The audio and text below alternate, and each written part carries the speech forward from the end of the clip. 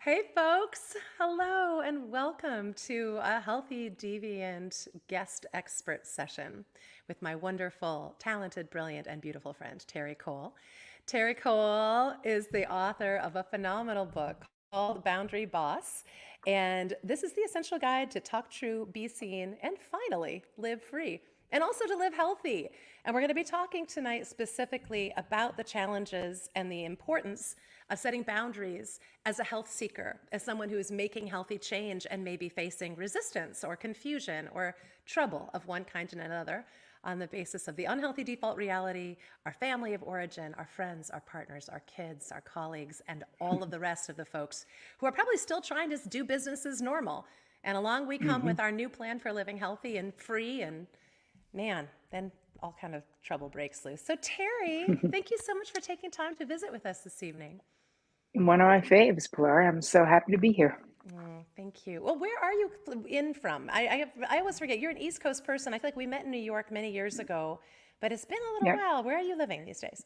I live in upstate New York. My husband and I have had a house here for 20 years. But I lived in New York City for many, many years. And then we had an apartment for many, many years. But then Yeah, before wrote my first book, I got rid of the apartment because I was like, okay, enough of this. one place, writing a book, that's enough. And your book came out when? 2021. Excellent. So year after mine. You had the fun too, though, of having a book come out while the pandemic was still raging Oh, and having to promote it every which way from Sunday from while this you're at work chair. in the From this chair. chair. That's what I did, the entire book launch from this chair. Oh, I so relate. Well, I Mm, wanted to just open by just saying we talk a lot in Healthy Deviant You, which is my ongoing membership experience, focused on discovery and practice and community. We talk about the importance of what I call renegotiating reality and the mhm. idea that as you begin to change your life, you will come up against resistance from various folks and systems and institutions, and Mhm. you will also find yourself being not willing to accept the things that you were willing to accept unthinkingly or automatically before. So, as your Right. beliefs and assumptions and priorities change, your choices change. And as your choices change, developing the ability to, I call it renegotiating reality. And I also talk a lot about boundaries. Getting new Mhm. boundaries is super important. You have a very tight specialty. I mean, I know you have a lot of skills in psychotherapy and relationships, navigation, but you've made boundaries sort of the core of your work, at least in recent years. Could you talk a little bit about how that came to be and why it's such an essential and central part of your work? I sure can. Well, they say you teach what you most need to learn. So I was just a boundary disaster, and I didn't know that's what it was. Right. So I had a lot of pain in my relationships. I was feeling resentful, feeling taken advantage of, feeling underappreciated. Ah, and I didn't realize until I'd had a bunch of therapy Ah, what that was about. I really honestly thought it was about other people. I really was like, well, if this person wasn't just a selfish idiot, and if my boss was different, and if this one was different, I really was positive everyone else was it would be fine. pathological. Exactly. If they could just be normal, it would all be good. What, of course, the common denominator that you find in your relationships and your life is you. And when I realized that I had disordered boundaries, that I was a people pleaser, that my boundaries were too porous, meaning too malleable, Oh, that was the beginning of this education. And I was in my 20s at the time. And then I had a career in entertainment as a lawyer, negotiating contracts for supermodels and celebrities. That was kind of what I was doing. But the parallel process that was happening while I was in entertainment was my own mental health journey and physical health journey as well, because I was a cancer survivor. But it really was the mental health thing that brings in the boundary situation. And as I got healthier and healthier, I actually got too healthy to stay to stay in entertainment. I was like, wow, I need to get out of this not hotbed of mental health. But I also was really lit up about helping other people. I really couldn't believe, like, part of it is that my therapeutic journey changed my life so much. I really couldn't believe. Like, prior to having a lot of therapy, I sort of thought the vibe was you get dealt a hand in life, and like you just do your best to play what you got. Therapy made me realize I could be like, wow, I don't like this hand. I don't like this deck. I don't like this game. Like, I'm literally creating a brand new game. And it was so mind blowing to me that I could. And I Mm, did. I mm. stopped drinking when I was 21. Like, things that my family was like, what What? are you doing? Like, what is wrong with you? Basically, I was the youngest. I have three older sisters, big drinking family. So, anyway, back around to the boundaries and the why of boundaries is that once I got too healthy for entertainment, I had the realization, and this came through my last couple of years experiencing myself running this bi-coastal talent agency. I was running the New York office of this agency. Mm. And I really could not lie to myself anymore because I did not care about the Pantene deal or the movie deal. I literally didn't care. I just wanted to help people with their mental health, getting people into eating disorder clinics, drug treatment clinics, getting everyone into therapy, trying to change the system, right? Being like, can we please stop calling them girls? Can we please, like, so many. And finally, because I actually went back into the business after I'd left, I was already a therapist. And then they offer you so much money. I was getting married and I was like, oh, I'll just fill in. Someone's on maternity leave. They just wanted me to fill in at this place. So I was running the TV department at Ford modeling agency Oh, wow. down on Green Street. And this is when Katie Ford was running it. Eileen Ford was long retired. And I kept going into her office being like, Katie, I'm a little concerned about the model's apartment and that the people who are supposedly the chaperones are not very chaperoning and whatever. After like the third or fourth time I came in, she was like, Terry, do you really feel like this is where you should be? I was like, nope. Like, you're right. This is not where I should be. Because she was like, you don't want to be here. I was like, you're right. I want the entire thing to be different and it's not going to be. Mhm. So I ended up leaving. But longest way around the barn to get back to what I discovered when I opened up my own practice. So I gave my notice, left, went to NYU. Like, who am I? I didn't. I had no reason to think NYU was going to accept me. I went to a terrible undergraduate school, kind of. I just chose a school where like I could be a cheerleader. That was literally it. I liked the campus, and I could cheer for football and basketball. I mean, that was my criteria. Oh my Sure, my father was proud, but that is the truth. So applying to NYU, and I didn't apply to any other schools because I was Wow. like, you know what? The only clinical program I'm interested in is NYU's because I knew I wasn't going into social work per se. I knew I was going to open a practice immediately, which I did. Then I got accepted. I was like, holy crap, now I got to go. Like, oh my God. Like, I hadn't been in school in 10 years. Like, it was so exhilarating and amazing and scary Mm. all at the same time. But what I saw in the practice, once I started, just over and over and over again, I was seeing that no matter what someone's presenting problem was, right, they could be coming in for a marital thing or a work thing or a health thing, but I could just follow the dots backwards to the loss or the lack of this incredibly important skill set of understanding our own boundaries, our own right to have boundaries, and then how to establish them. How do we hold on to them? How do we keep them? And nobody knew. And that was Mm. exactly who I was in the beginning, right? I didn't know. And I didn't know, and it took years for me to know. So I was in the trenches with my clients. I've been doing this 25 years. So by year 20, I was like, oh my God, there needs to be one book that someone, no matter where they are in their boundary journey, if they have no idea what the hell is going on, or if they have a little bit of an idea, there needs to be just one book.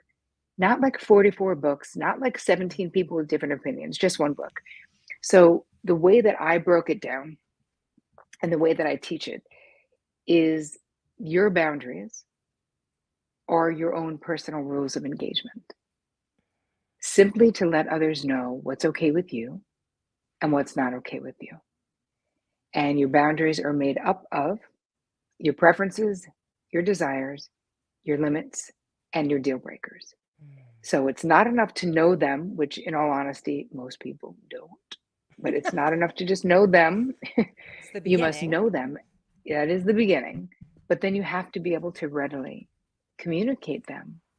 And we'll Mm. certainly, in our time together tonight, talk about scripts and sentence starters and ways Mm. to make it easier so that you can have a little arsenal so to speak, of things right in your back pocket. Because so much of the time, Pilar, people will say to me, my clients, therapy clients will say, I was right there.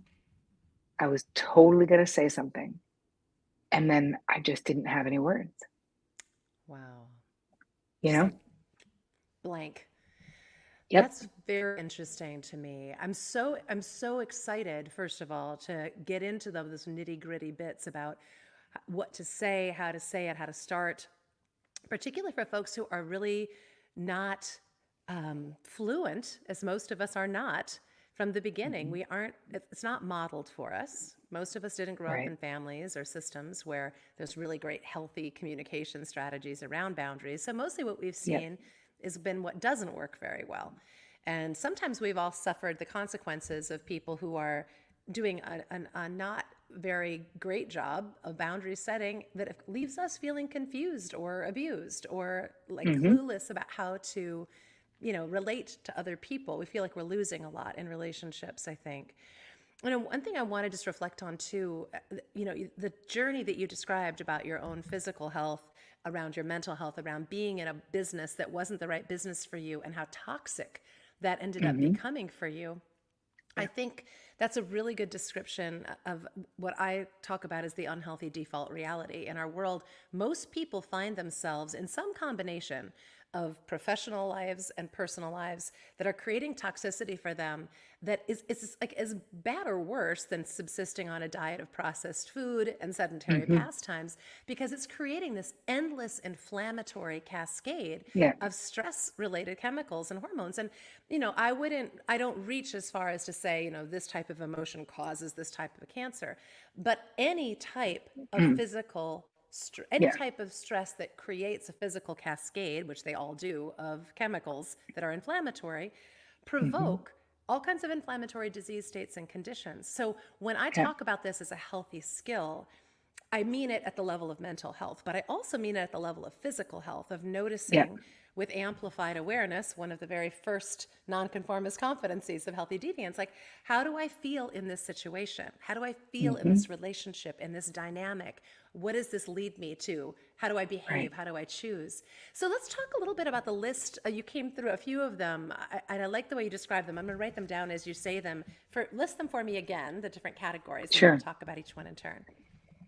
Okay. So it's your preferences, Preferences. your desires, Hmm. your limits, and your deal breakers. Love it.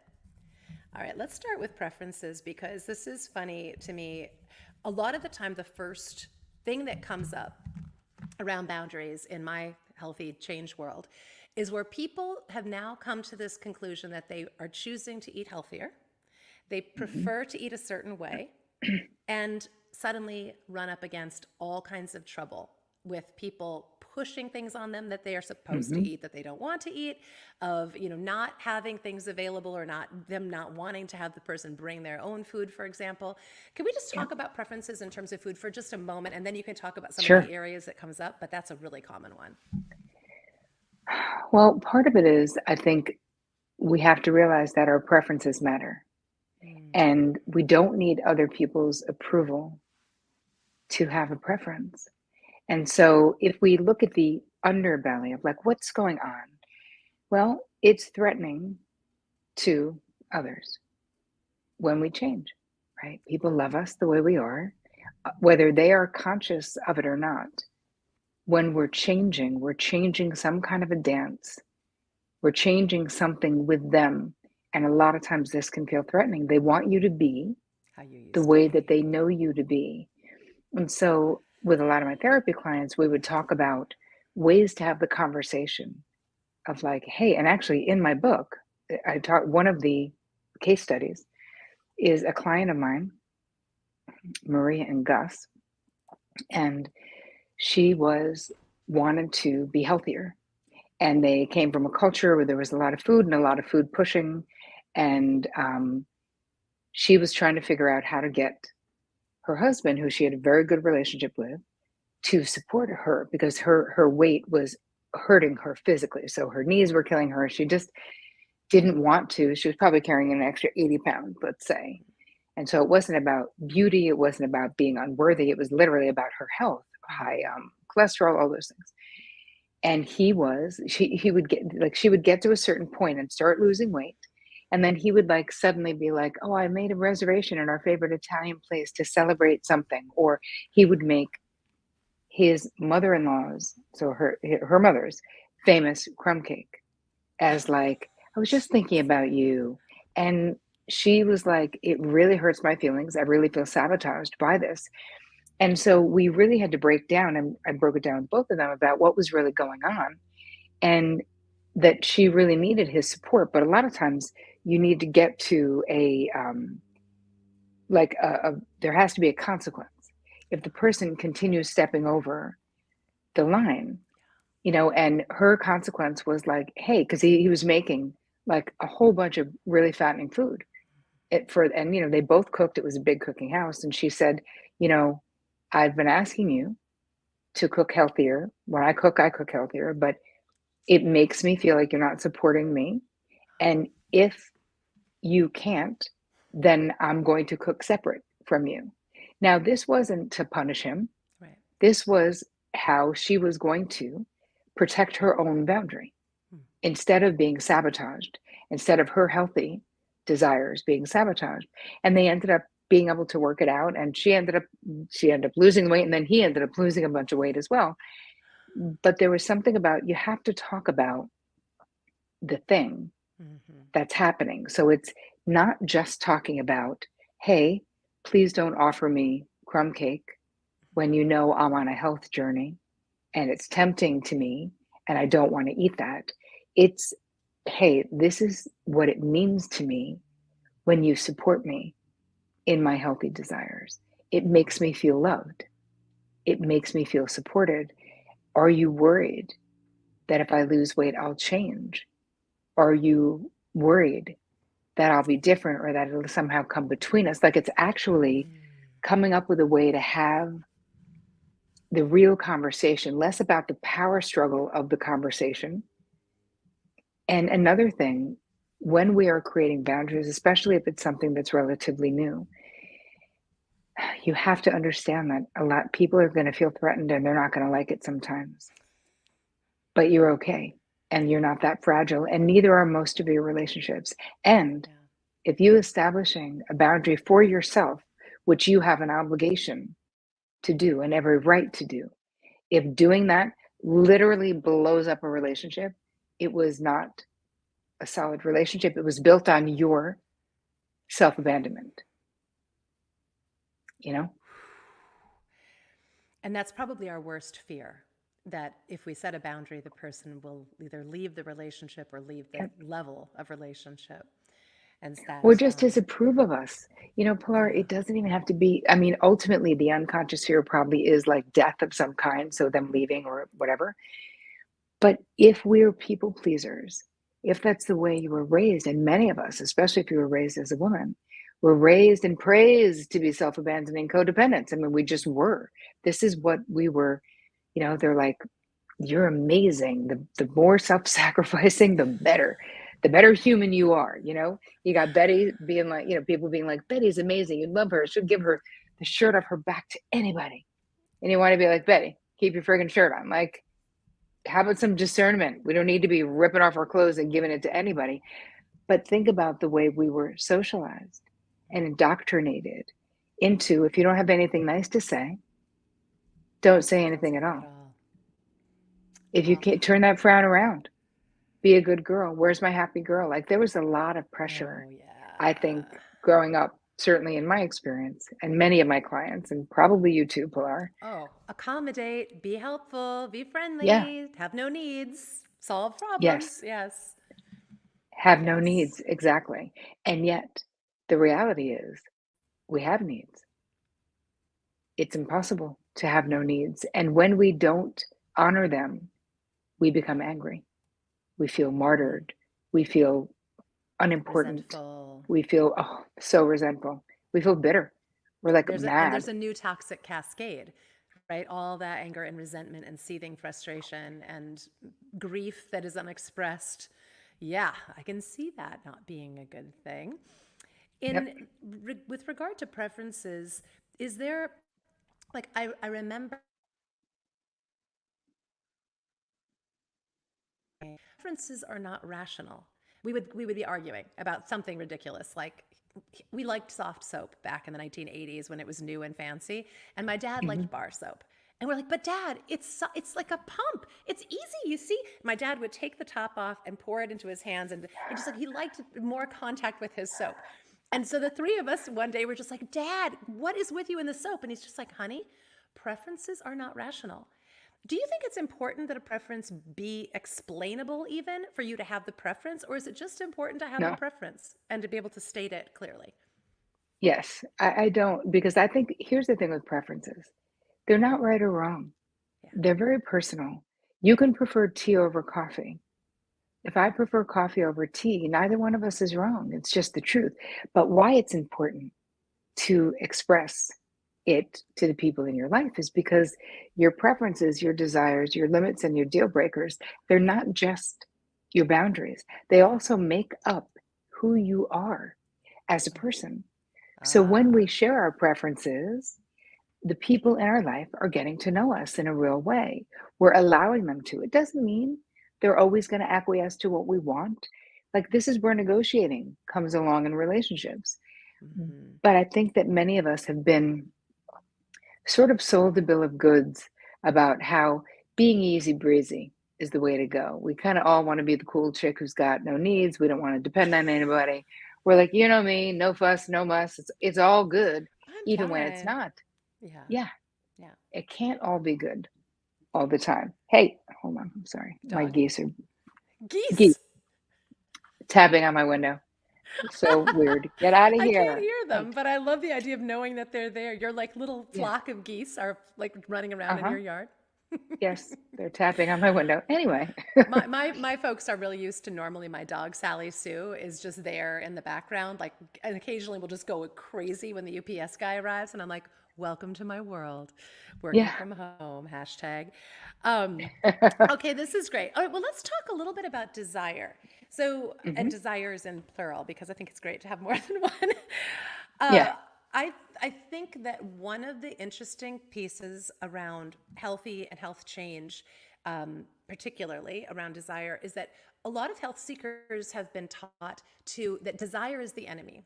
Having desire is a dangerous thing. Desire leads, like cravings. Desire leads to out of control. Desire leads to disempowered choices. And a lot of what I try to focus on in Healthy Deviant You is teaching people how to prioritize pleasure and how to value their own desires, to honor their desires, and to find strategies, create strategies where they can have what they want, like what they most want, what they really, really Yeah. want to have in their life, and designing their life around that, which makes a lot of the things that are second best that you settle for seem vastly less attractive once you've got the real thing that you want. Talk to me about Yes. your how you relate to desire around boundaries and how particularly articulating desires around boundaries. Well, the way I threw desire in there because I feel like desire is more potent than a Mm, preference. yeah.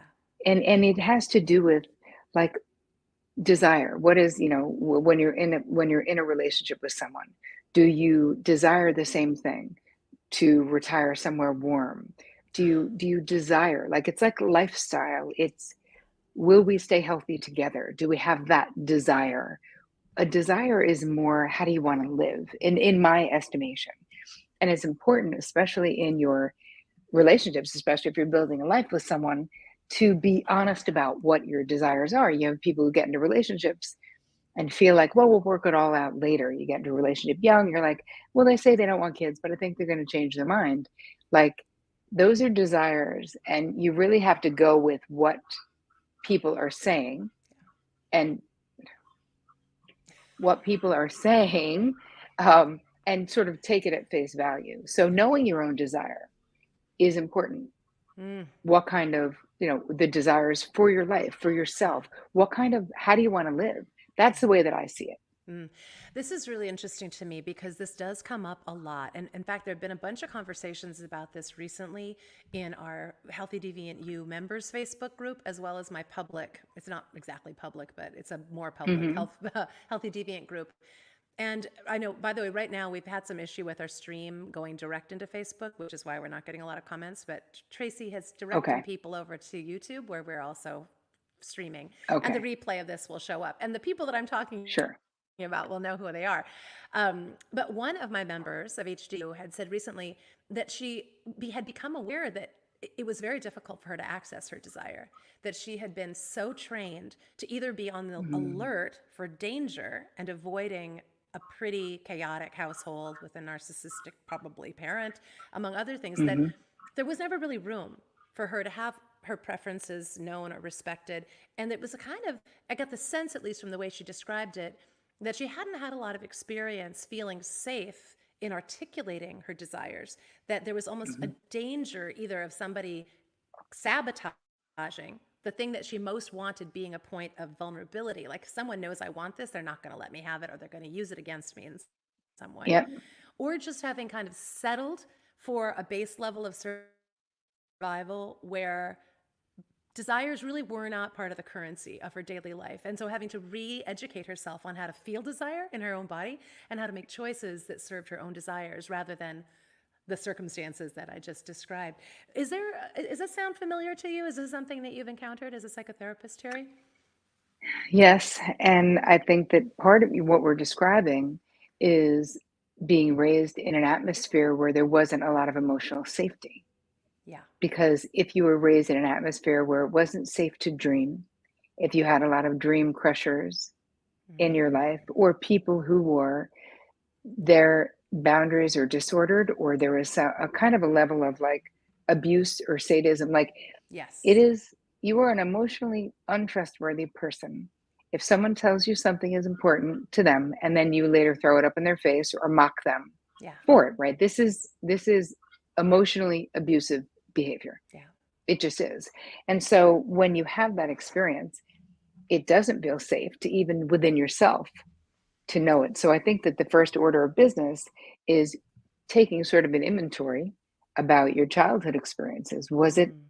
Was it safe? Or were you judged if you didn't sort of toe the party line of whatever the family thought that you should do? Did people have big ideas for you that you should do this and not whatever the other thing was? Yeah. So I think that is the beginning, is understanding, did you have that experience? Mm. And then doing an inventory of your life now and sort of going, have I replicated those relationships, Mm. or do I have trustworthy Mm-hmm. folks in my life now? Mm-hmm. Because that's important, because again, to have the security to dream and to give yourself permission to have desires, you need supportive people in your life, unless you're Yeah. going to keep it all a secret, you know? Right, which is a terribly lonely, terrifying way to live. And I do Mhm. think that's an interesting conundrum. You know, part of the unhealthy default reality, as I describe it, is an intergenerational unhealthy default reality, a historical and cultural unhealthy default reality where what's been modeled for us and what we've Mhm. lived with is often generations and generations of not very healthy circumstances, unhealthy choices, unhealthy belief systems, and Yep. so on.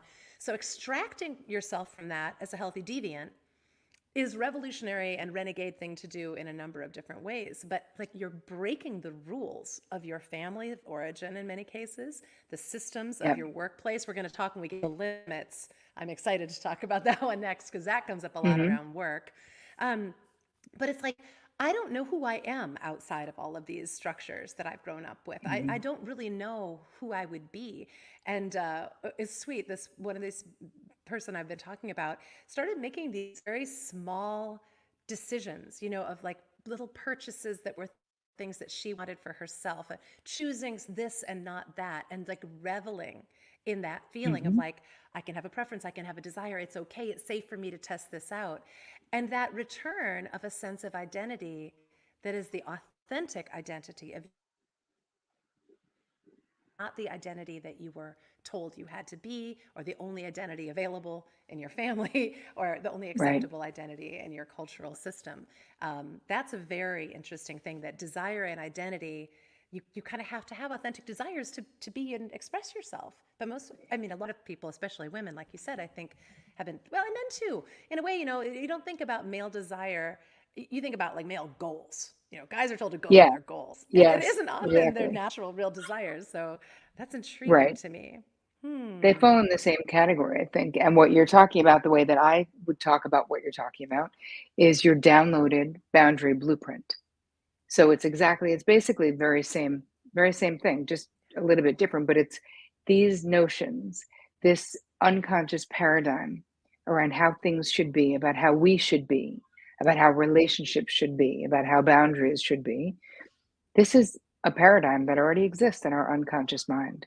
And so part of this process of looking at that downloaded blueprint and answering a bunch of questions that I give you in the book, and you guys, you know it. You can answer them right now. You know it. Did your family, what were people allowed to have boundaries? Was it an enmeshed family system or a very separate family system? Was it closed to the outside? Was it open to the outside? How were women in particular supposed to act? How were men supposed to act? What did it look like? All of that information informs this paradigm.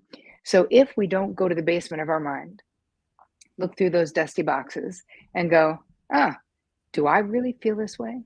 Or is this just how it was for my mother or her mother or her mother? Yeah. Does it have to be this way for me? Do I want it to be this way for me?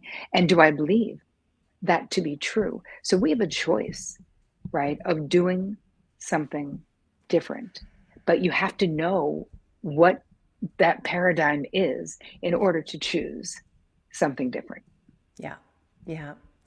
Well, I want to talk about, hold on a second, a little bit of a trick here. I don't know.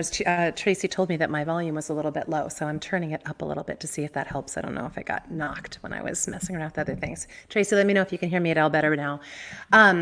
Before we move on to limits, I want to just talk about a little bit relative to health in particular, the idea of desire being a dangerous thing, or us not trusting that if we have a desire and either respond to or quench that desire, that we won't lose control. Particularly around food, this comes up a lot. But I think Yeah. also places where people have gotten into unhealthy relationships or coping mechanisms around alcohol, drugs, sex, distraction, Mm-hmm. shopping.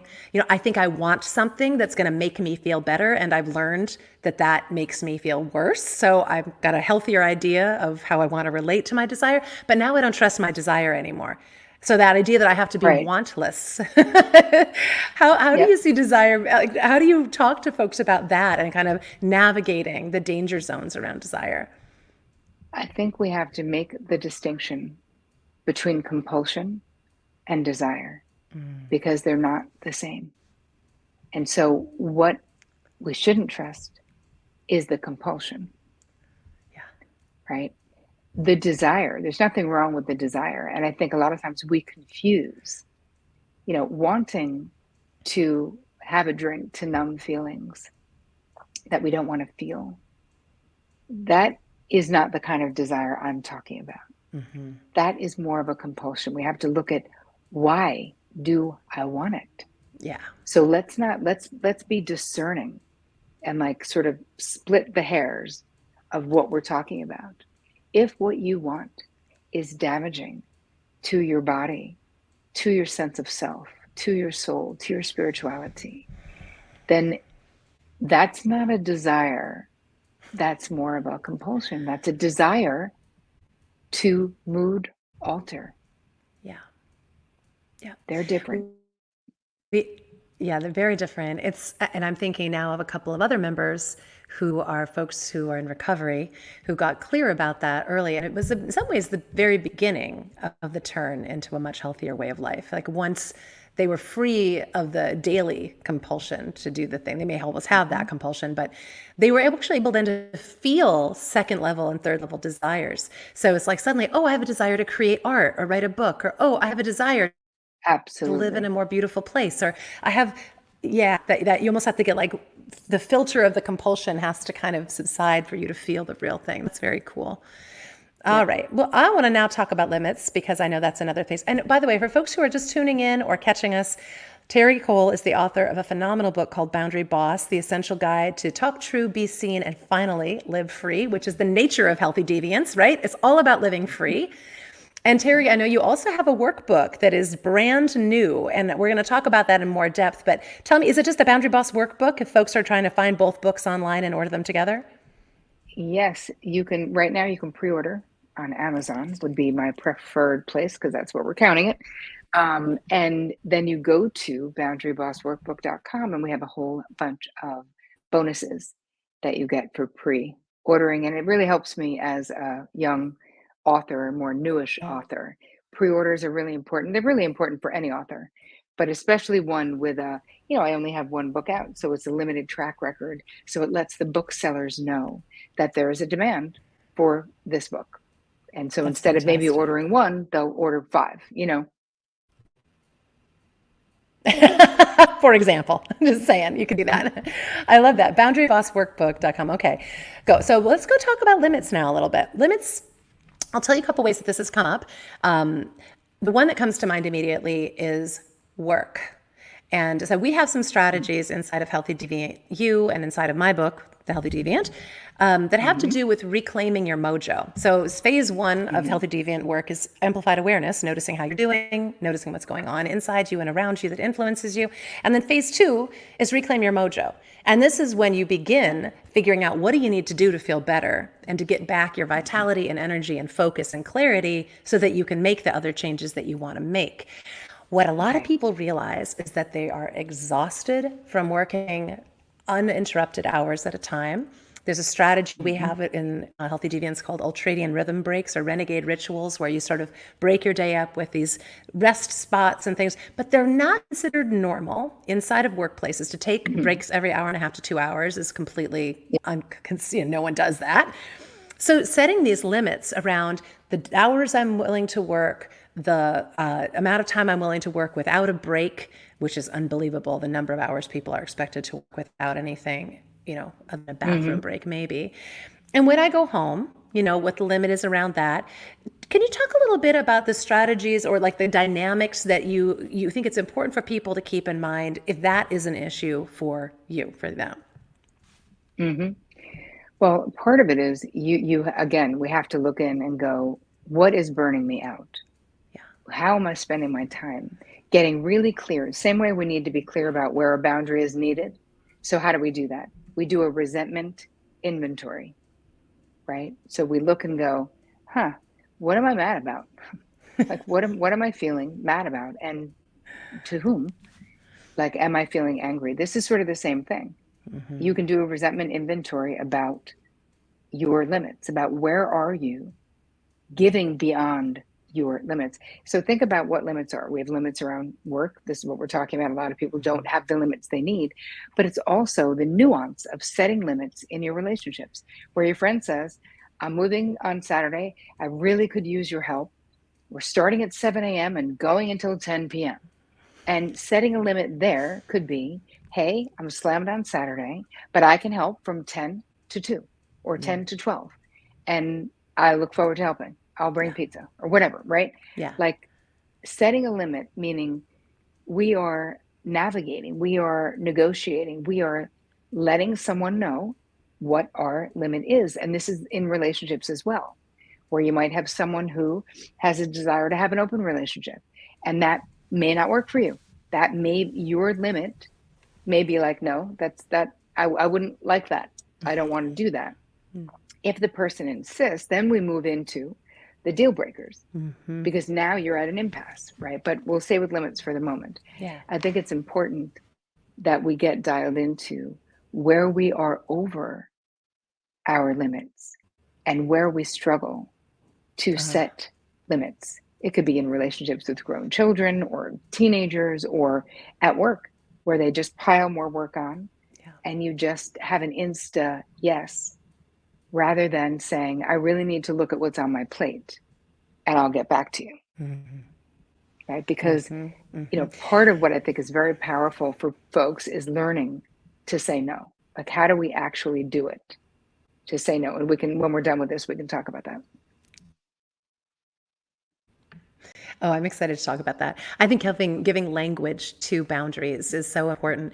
In the part of my Healthy Deviant lessonry, I don't know what you call that, the curriculum, I guess, Hmm. there's a whole Hmm. chapter on renegotiating reality. And I've had a bunch of folks tell me that it was the first time that they'd actually seen negotiation presented as an interpersonal set of strategies. Negotiation for business, yeah, a deal, deal making. We get that. Oh, I'm willing to pay Hmm. $500 million, not a million. But renegotiating at the level of, I, in the past, have been willing to do this and it's no longer Yep. working for me. That kind of stuff. Yep. So I'm excited to get to the language. Will be great. But let's do talk a little bit about deal breakers, shall we? Because Hmm. I feel like so limits. It's almost like an evolution, right? There's preferences, which are like Yep. a little bit lighter, desires, which are more like at the core, but also important, desires and preferences. Then we Yep. get to the limits of like yes or no, I can do this, but not that. And then there's the deal breakers, which I'm guessing has to do with when my limits run up against your limits and they are not the same. Well, it's really your non-negotiables. That's how I look at deal breakers, is where you know yourself and you know the things that do not work for you and that Yeah. you do not want in your life. I remember when I was dating years ago, and I'm in recovery. I'm a recovering alcoholic for many years, decades at this point. And I remember saying to my friend, because there was no dating app back then, people. That's how old I am. And I was being set up by friends, and I remember saying, "But I don't want to date anyone in recovery." And my friend was all like, "Why are you judging people in recovery? You're in recovery." I was like, first of all, relax. I'm not judging anyone.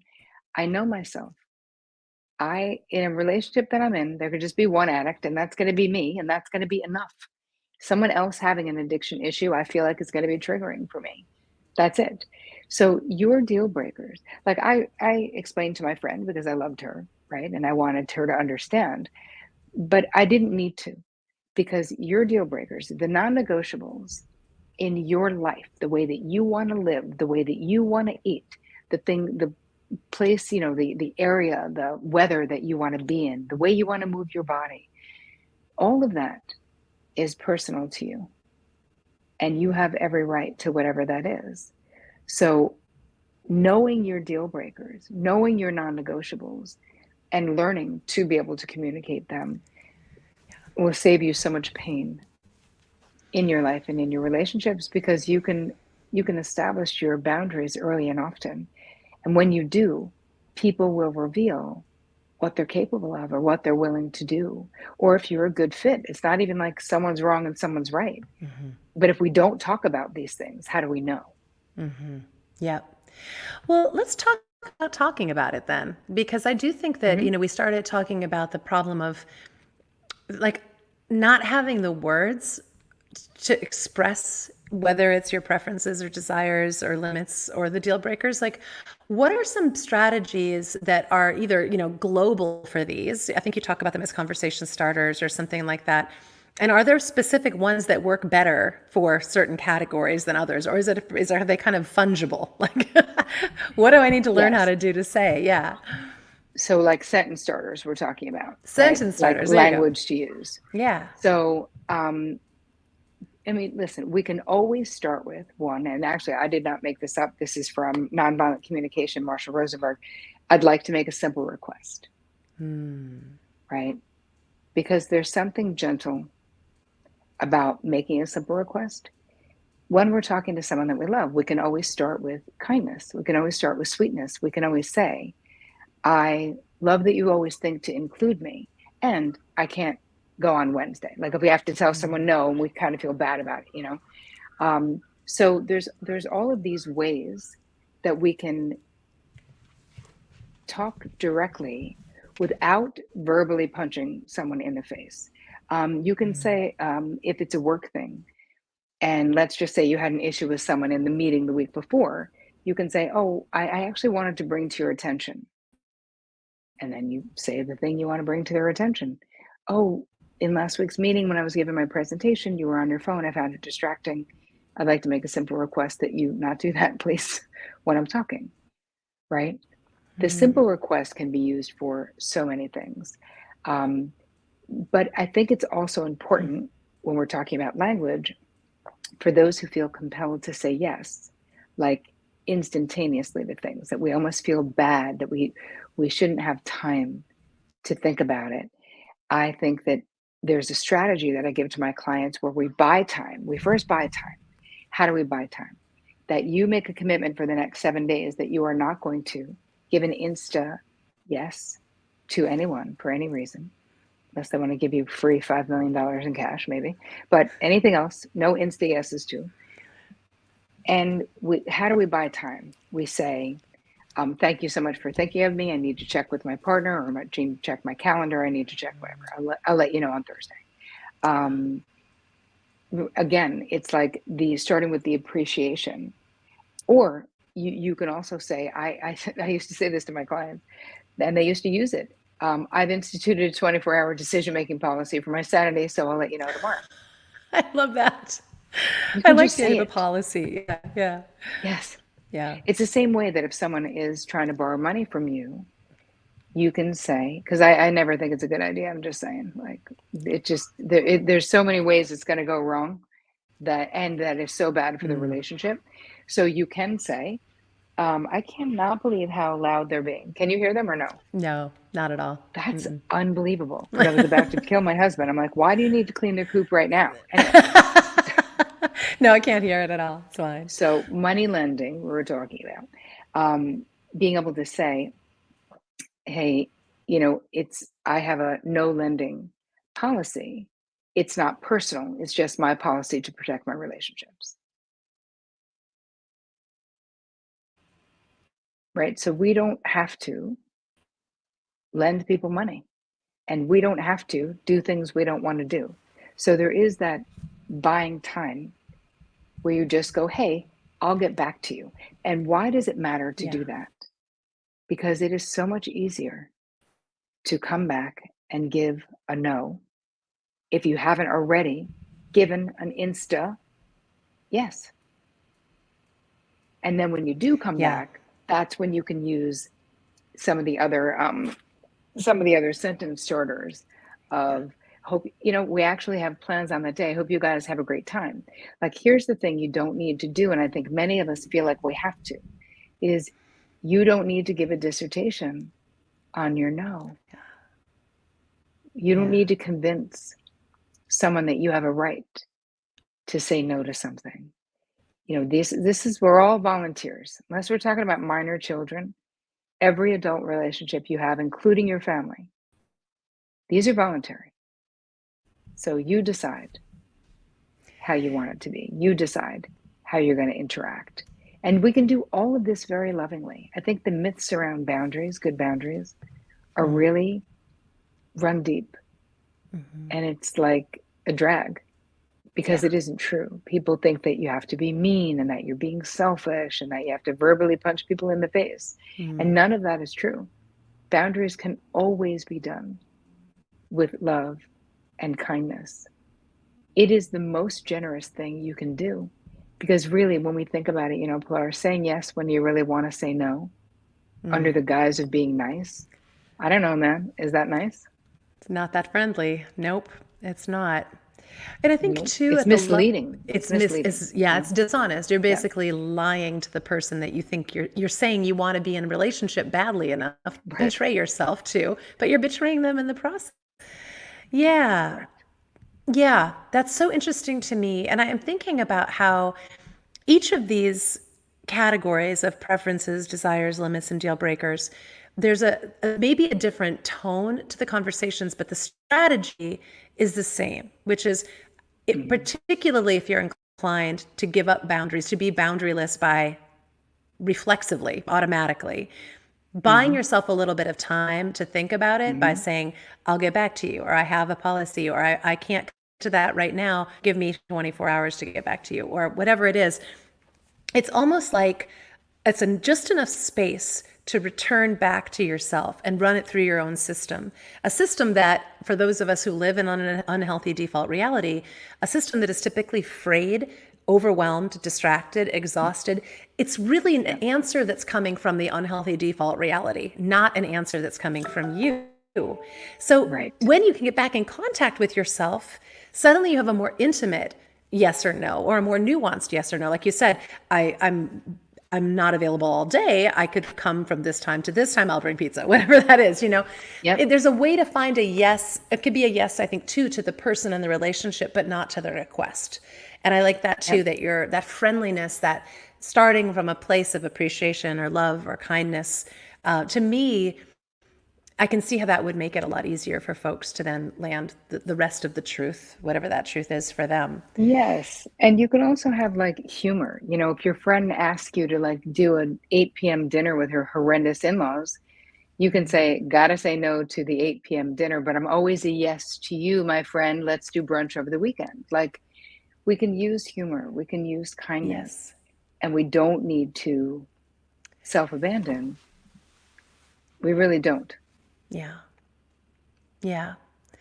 All right. We have a question from Great. Marie who asks about sometimes it says, she said, sometimes it's hard not to get sucked into a time waster when someone says something about you that is not true. So a statement is made about you that you know not to be true, but you're either going to Mhm. be, now she says, dealing with that person directly or dealing with an audience that has got old false information about you and attempting to kind of like correct that misperception or, Yep. is that a familiar circumstance? Any counsel for that?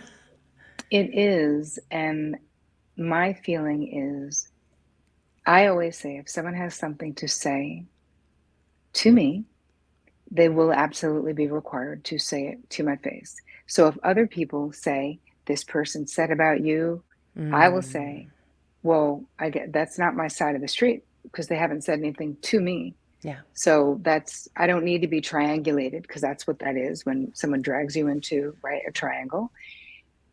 You will be required. If you want something from me, you will be required to have a conversation to my face. And if you don't, it's not my concern.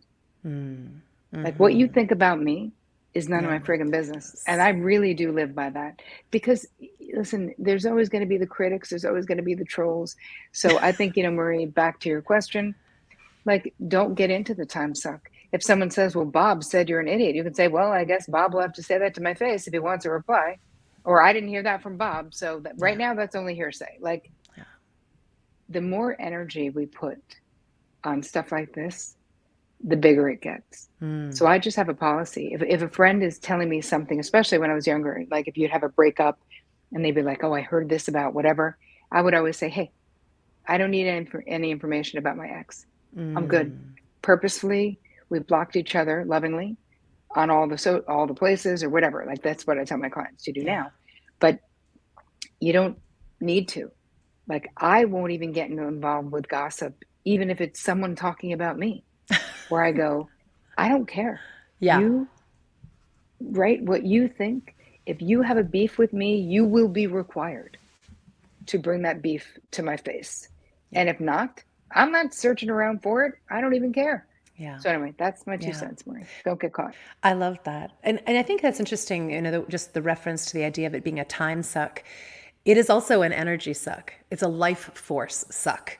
And so anything that you think of as sucking, I think of that unhealthy default reality with the tentacles. Yep. Like, oh, I can pull you in. I can make you feel a certain thing. I can have you in the frenzy of, the Yeah. chaos of the worst fears. And I think it's such an empowering thing to be like, I'm going to live in the present moment, not in the history of how she said, they, whatever the thing was that happened 10 Yep. years ago. Like digging all that stuff up, it just kind of sucks energy, time, attention, love away from what's available in the moment. Yes. Sweet Rosie just is affirming, what a fabulous way to come back on false information or one's prior life. Love it. I Right do on, too. Rosie. Yeah. And Well, this is also the same way. I wanted to say one last thing, yeah, Flora. This please. isn't also the same way that if you're dealing with someone who's using passive aggressive communication to get your attention, or they're like stomping around, or they're like heavy sighing or eye rolling.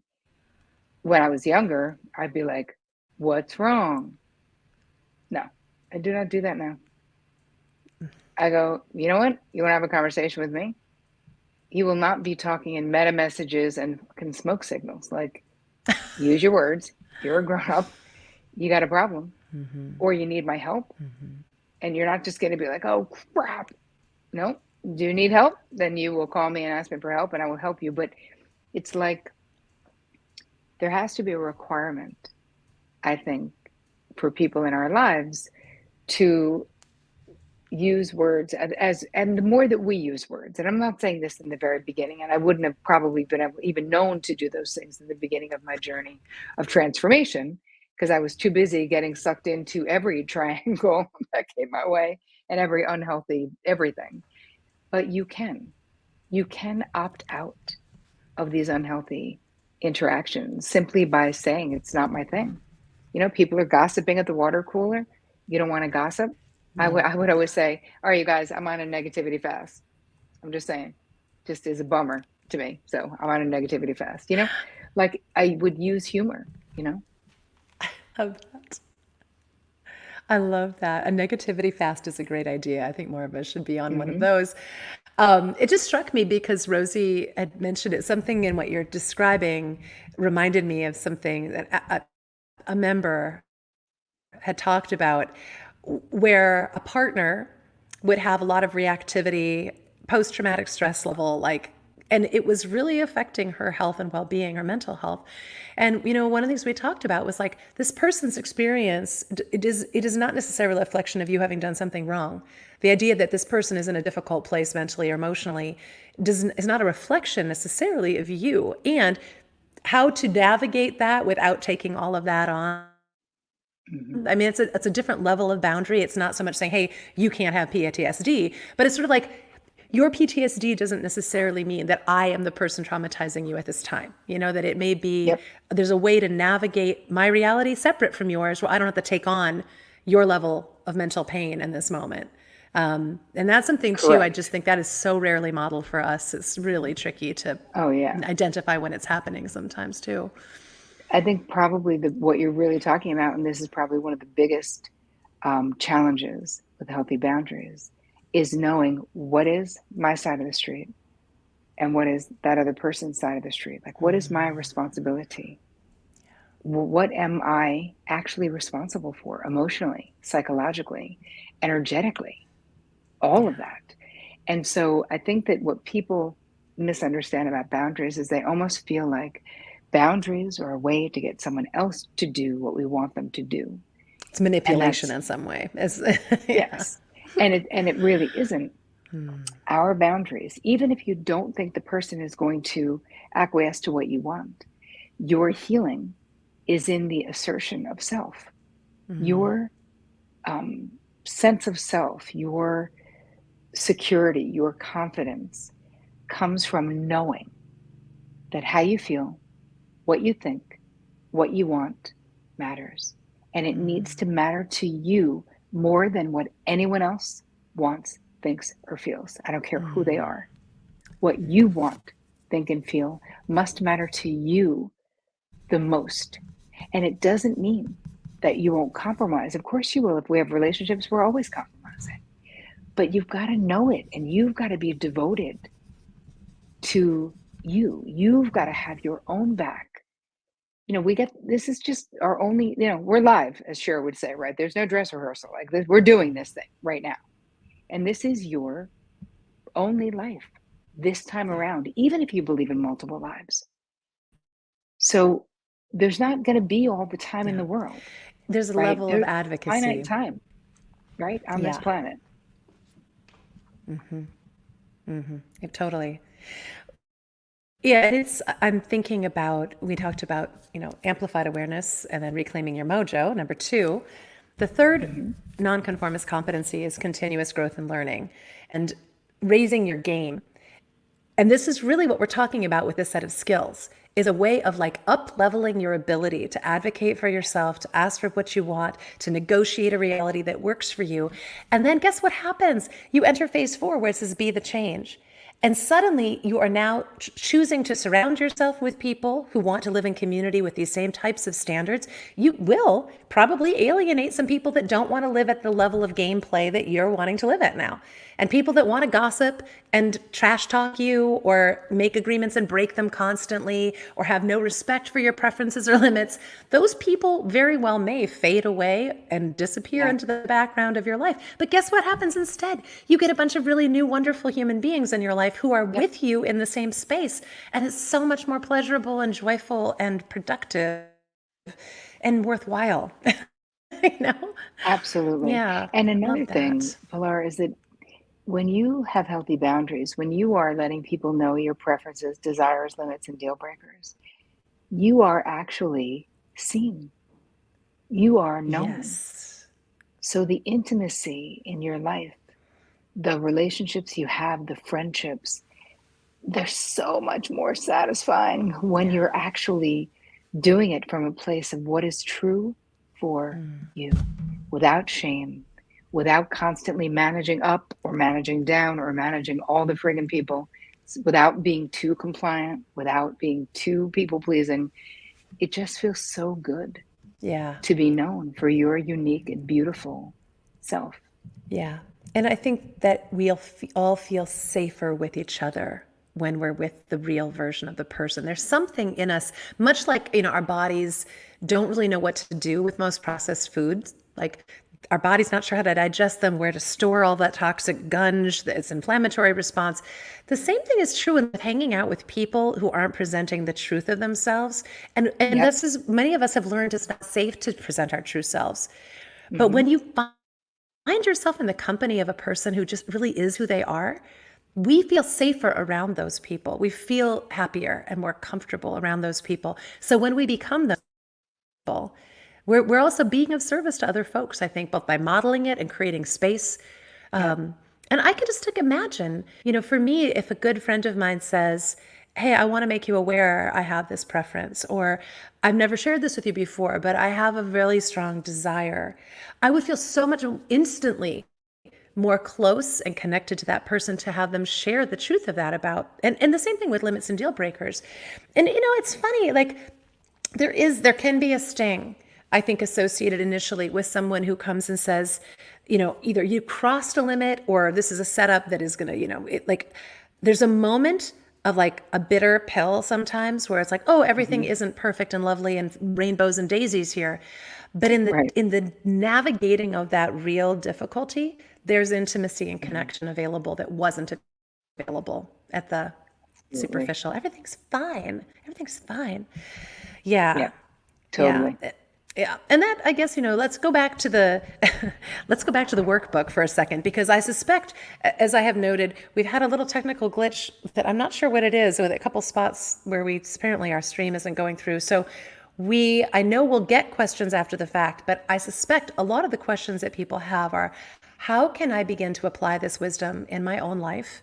How can I get Mhm. better at setting these boundaries? How can I build my healthy deviant skill set in the direction of healthy boundaries? And I Yep. know the book Boundary Boss, this book, the one that we have shown, is a really great introduction to all of the concepts that Terri is talking about. It will give you fluency and a lot of really great suggestions on how to begin Yep. practicing this way of living. Tell us a little about the workbook, Terri, and why you decided to write it as a separate standalone book from Boundary Boss, the first one. Well, we did it separate, even though it was so much more work, because I wanted, first of all, I was discovering new ways of creating scripts for people to personalize boundary scripts. And so everything in the workbook is pretty much new. Wow. And of course, the theories are the same, but the work itself is different. And it's for people who really want to sort of get moving on doing it. I'd say the second half of the book is almost all script writing. How do you personalize it? How do you get comfortable? How do you practice it for yourself? Because I feel like that's the thing that messes people up the most. So you guys can find this, go to Amazon. It's just the Boundary Boss Workbook by me. Pre-sales are happening right now and it drops on October 31st. That's exciting. So we'll poke this up, boundarybossworkbook.com. Terri, Yes, one that's of where the you get your bonuses. you can get your bonuses there. I love the bonuses. It's like you get a I do. surround sound experience from Terri Cole. Terri, there was a class that you were teaching a few weeks ago about the mother wound. And Mhm. I'm just wondering, we haven't talked about this, but I'm really curious about how that came up as a particular area of focus that you decided to dedicate full course to, and you shared a lot of wisdom on social media and other places. Anything in particular that brought that to the fore right now? Because I think about boundaries with mothers in particular being one of them. For me, like I love my mother. I love my mother. Mhm. And whoo, that is a complicated relationship. Not just around boundaries, but Mhm. in general. Tell me a little bit about Yeah. the origin, and are you going to be offering it again? Because I've had some of my Oh, members yes. express Yes, we interest. certainly will. We certainly will be offering it again. And I think it's probably available evergreen right now if people want to take it. Oh, cool. The people in my world, so many people are like, I wish you were my therapist. I wish you were my mother. Like you are my virtual mother. Like even people way, way older than me, of course, because it's just an energetic thing. Yeah. And people, a lot of women in particular with mother wounds are in my community. And so there was already this transference happening. And so they had been asking me to create a course. And I'm really so proud of this course and the transformation that people are having. It just blows my mind to see how much, because it's 5 modules. It's a 6-week course. I mean, and this is some people are in there, they're in their 60s, they're in their 50s saying, this is the first time in my life that I'm sleeping soundly, that I don't have this fear all the time. Like there's so many changes that can happen in a Yeah. safe container though.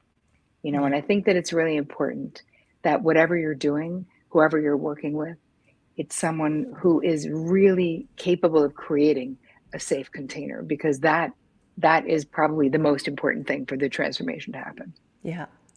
Well, I guess we've come full circle in some ways about talking about stress and of various kinds and how it affects us.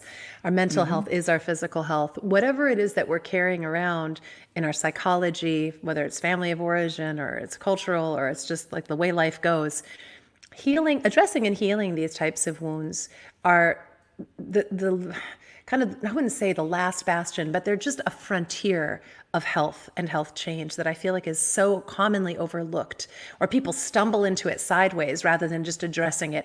As important as nutrition, as important as movement, as Yeah. important as sleep is your ability to navigate some of this trickier psychological and relational territory. Because guess where a whole lot of stress comes from, folks? These exact kinds of dynamics, that waking up, I can't sleep feeling, because you're running through a set of worries or scripts or anxieties or pain places.